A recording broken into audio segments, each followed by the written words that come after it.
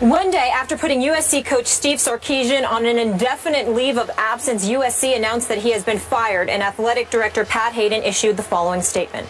After careful consideration of what is in the best interest of the university and our student athletes, I have made the decision to terminate Steve Sarkisian effective immediately. Through all of this, we remain concerned for Steve and hope that it will give him the opportunity to focus on his personal well-being. A player told ESPN via text on Sunday that Sarkisian showed up lit to meetings again today. Another source said he showed up Sunday morning and appeared not normal and then was told to leave. According to SB Nation, the coach checked himself into a residential treatment facility. Stephen A., what's your reaction to this? My initial reaction is sadness. Before I go any further, Skip Bayless, you have been on the record, which I deeply, deeply appreciate as a friend. You highlighting your family's issues and history with alcohol. Appreciate that. Do I have members of my family who've had issues with alcohol? Sure, but not to the level that you detailed about your family. So I am far from an expert on this particular situation. Drugs is the other side of it. I can speak on that. But alcohol is obviously a different drug that I'm not that familiar with. It is different. It is different, okay? Having said all of that, my heart goes out to the Sarkisian family and him himself. I hope that he gets the help that he needs. You don't wish this on anybody, and I'm certainly not going to sit up here and vilify and excoriate this man who clearly needs help. He doesn't need to be vilified. He doesn't need to be insulted. He doesn't need to be criticized because he has a problem. This is not an act of immaturity or anything like that. He clearly has an addiction. So with that being said, despite the fact that I sit here incredibly empathetic to his plight, his situation, and that of his family, USC made absolutely the right decision. He needed to go. As far as I'm concerned, it should have happened the moment they learned of these transgressions, the missed practice, showing up to a game drunk, all of those different things. It should have been immediately handled. The reason why I believe that wholeheartedly is because these are kids that we're talking about here. You cannot be a leader of young men if you cannot lead yourself.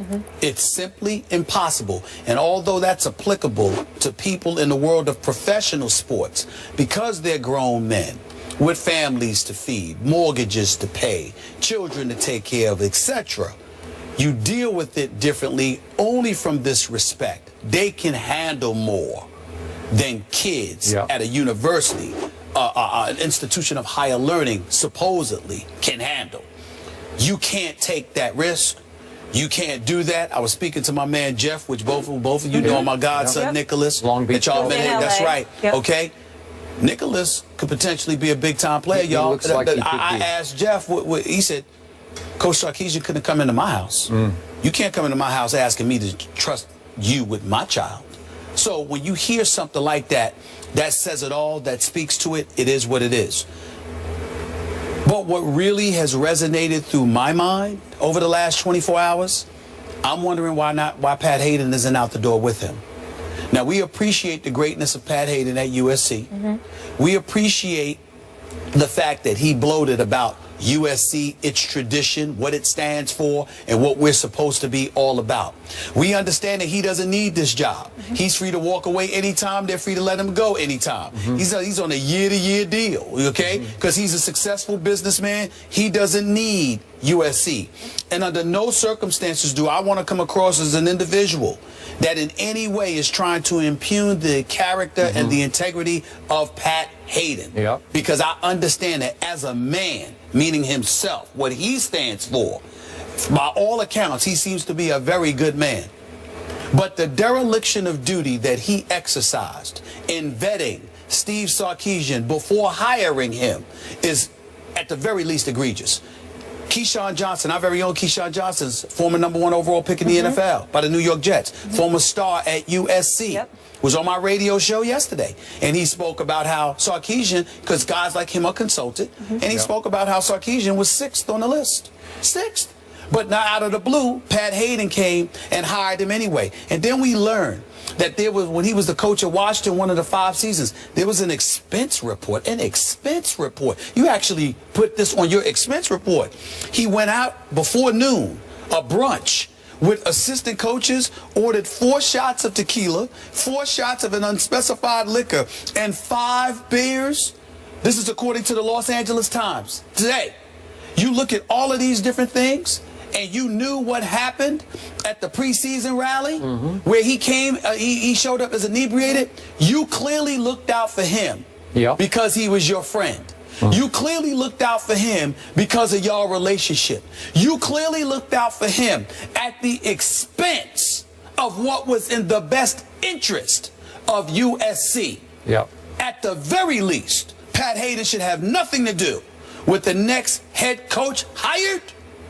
And if I'm being fair, what other athletic director do you know can make such an egregious error, all in the interest of looking out for his friend, and still keep his job? I'm just saying. It pains me to admit I agree with every word you just spoke.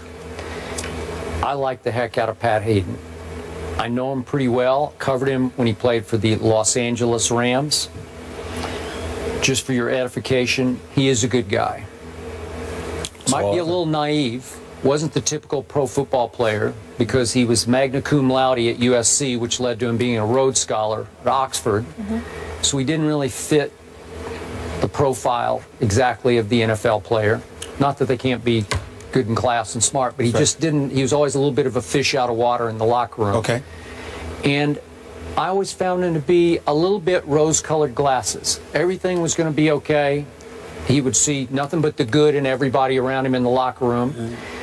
He was a pretty good quarterback in the National Football League. He won some games as a little undersized quarterback. Los Angeles Rams. Boy, he won one against my Cowboys in Dallas, a playoff game when you're beating Roger Staubach, and it was something to behold.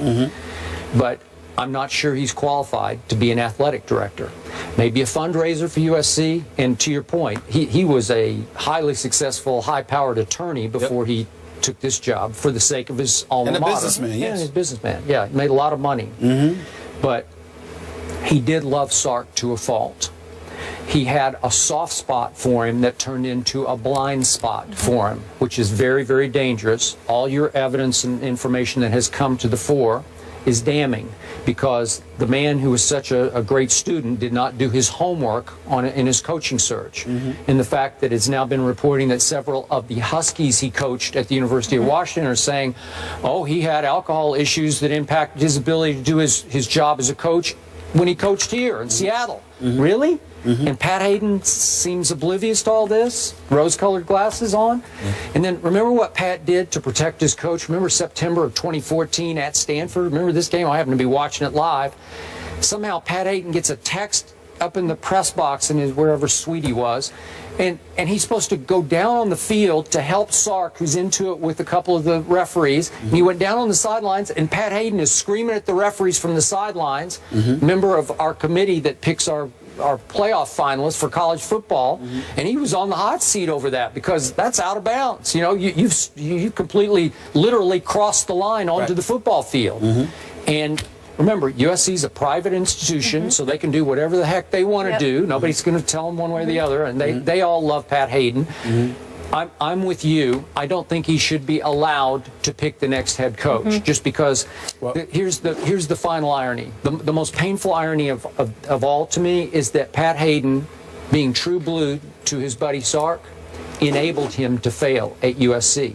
If he had used what the alcoholics call tough love back before the season started and put his foot down and said, you're going to rehab now. Absolutely. We will go interim. We'll pick somebody on our staff to get us through. I know we have a good team. We have a chance to have a great team, but we are going to get through this year, and then you're going to go fix yourself, we hope, and then you're going to come back next year. That would have saved his job. I'm pretty sure we would all sat back, right? And his career. Yeah, wouldn't we have all sat back and said, boy, it's a tough thing he's going through, but we'll wait and see how it turns out for next year for Coach Sarkisian. Am I right? Okay, he didn't let that happen. He let the wrong thing go out of too much blind love for Sarkisian. A couple of points I want to make based off of what you just said. Number one, I am not going to sit up here and speak about a man with such impeccable credentials, who is so revered, and act like, oh my goodness, he should be fired because he made a mistake, it was a dereliction of duty. It's not that. It's that Pat Hayden is about fairness.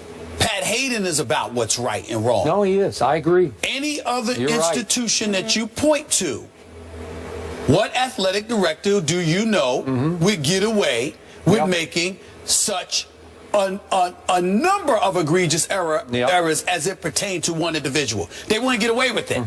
Okay? You clearly shoved fairness and equity aside in an effort to engage in what some of us would view as nepotism. I'm looking out for my homeboy. I'm looking out for this guy. Well. And so the Pete Carroll connection, of course, but Lane Kiffin had a Pete Carroll connection. It did not stop Hayden from firing him on a runway. That's true. On a runway off a plane. So I'm saying that's the other point that I wanted to point out about what you made, because you talked about the rose-colored glasses. And I'm going like this. Well, that's not entirely correct, Skip, because that's not what he had with Kiffin. He was pretty hardcore with Kiffin. There was no rose-colored glasses there. He was pretty hardcore. But I think Lane pushed him until he just couldn't be pushed anymore. I'm just saying, but Lane didn't push him like this. In a different way. Lane confronted him and challenged him. Lane confronted him and challenged him because Lane Kiffin was thinking about what he inherited post Pete Carroll, the pressures of succeeding the man, and on top of it all, still having to win full games with lesser than 85 scholarships because it was confiscated from them because of what transpired during the Pete Carroll era and all of this other stuff, even though a lot of people at USC think that was bogus. Nevertheless, Lane Kiffin was in his face saying, whoa, whoa, whoa, I understand where you're coming from, but look at what I'm having to deal with. So you get rid of him. Ed Orgeron goes 7-2 in 9 games. He did. Had a great relationship with the players, had great relationships at USC. Pete Carroll said, Pat Hayden said no. No. Then, like Keyshawn Johnson said, we got numerous candidates to look at. You bypassed all of these dudes to go with who was number 6 on my list and most people's list, because even though he was in Washington 5 years, they called him 7-win Steve / Sark or whatever, because he couldn't get above the 7-win plateau. Although he started from nothing there. I understand that. He started from nothing. It was a mess. He did all of that. All I'm saying is, you do all of that, and Pat Hayden brings you in. You not only didn't demand that he seek help, you glossed over it. And by the way, let me ask you this, Skip, to end my point about this. Didn't you just say magna cum laude? Rhodes Scholar? USC Rhodes Scholar, yep.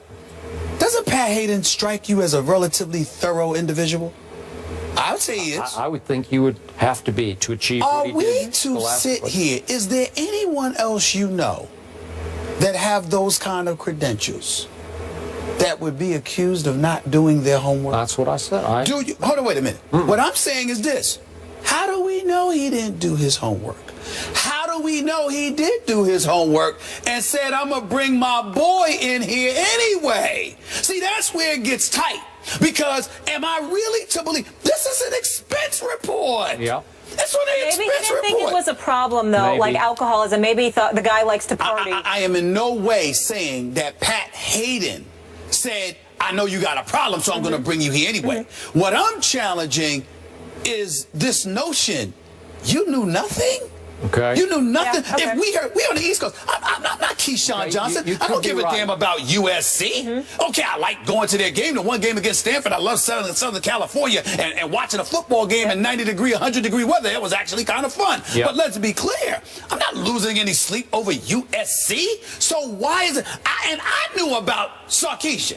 So how do you not know Pat Hayden? You didn't know? Really? All right. I find that hard to believe. To answer you with fairness and objectivity. Please. I know a lot of people who have covered Sark, who know him personally as a reporter to coach relationship. They love this guy.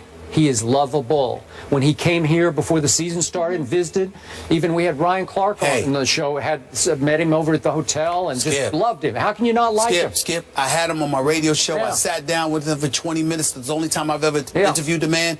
I actually love the guy. I mean, it was a pleasure talking to him. That's the point. But what I'm saying to you is this. Nobody's challenging whether he's lovable or not. I'm saying, you Pat Hayden, you knew nothing. Well, you knew. Tell me you loved him and you just didn't think it was a problem. But this notion that he was completely oblivious, we know about it on the East Coast, so we ain't paying attention to USC. How do you not know? It's impossible to me that this man didn't know this stuff. He did it. He hired him anyway. And that's why I agree with my man, the great Paul Feinbaum, who basically called for Pat Hayden to dismissal and said at the very least he should have nothing to do with the hiring of the next head coach. And I completely agree with that. I'm with you. I completely agree with that. And as you mentioned, Mr. USC Keyshawn was saying last night on Countdown, no more Pete Carroll coaching tree. We really need to get the right guy in here. And Keyshawn would know. He would know. The Trojan War airs tonight that he executive produced. Good point. That's right. We have another big-time coaching vacancy. Steve Spurrier leaves South Carolina. We'll tell you why the head ball coach retires mid-season. That's after the break.